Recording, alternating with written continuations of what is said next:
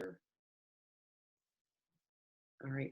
Thank you for joining us today. As you can see, we have a special guest, Dr. Russell Jaffe, owner, founder, and creator of PIRC Integrative Health. And for those of you that are new to the show, PIRC Integrative Health is the beautiful marriage of PIRC Nutraceuticals and ELISA Act Biotechnologies, home of the LRA by ELISA Act test. My name is Melissa Crispell, and I'm here to guide you through this information and inspiration session with Dr. Jaffe. Thank you, Dr. Jaffe, for being with us. Thanks for the opportunity.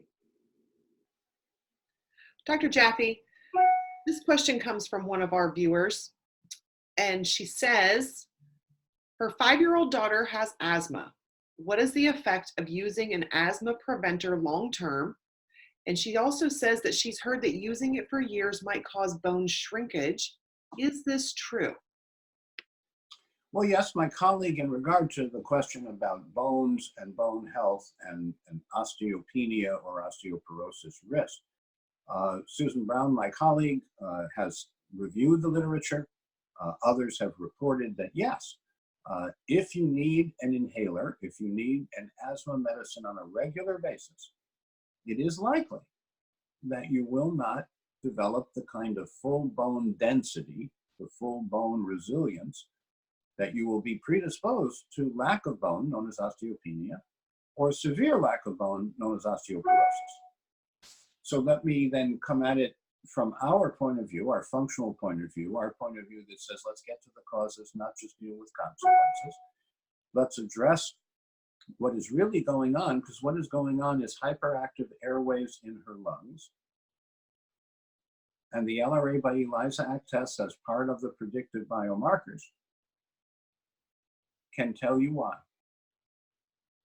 Asthma is an absolutely known autoimmune self-attacking condition.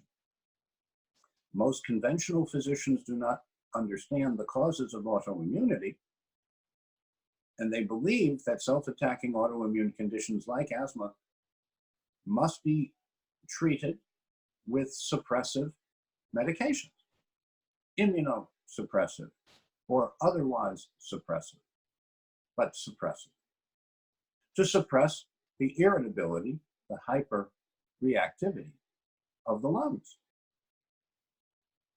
And having taken care of children in what's called status asthmaticus, they had an asthma attack that wouldn't respond to breathing medicines. It's terrifying for the child and for the guardian or parent, and frankly for the physician or caregiver. What we have found over the many years is that asthma is an autoimmune condition. Others have really identified that. What we have added is that when you use the LRA ex vivo immune response test, you find out what foods, medicines, or environmental chemicals are inducing the hyperresponsiveness, the repair deficit and overactivity of the airways.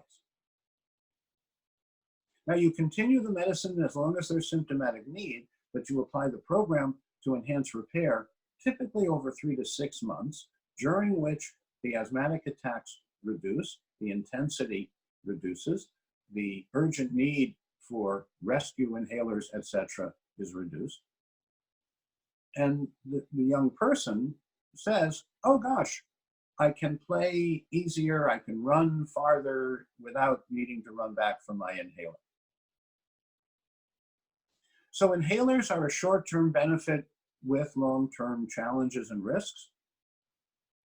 We have found that the LRA tests and plans and doing things like family pranayama, hatha yoga, breathing and gentle stretching into postures can be fun and helpful to breath, to breathing, so that not only does the asthma go away, but the young person learns earlier than many that breath can be a refuge, that when you're stressed, you can go to abdominal breathing and gentle yourself and stay calm inside yourself so that your airways are less responsive. So yes, asthma is very common. And yes, there are lots of things in the air that irritate.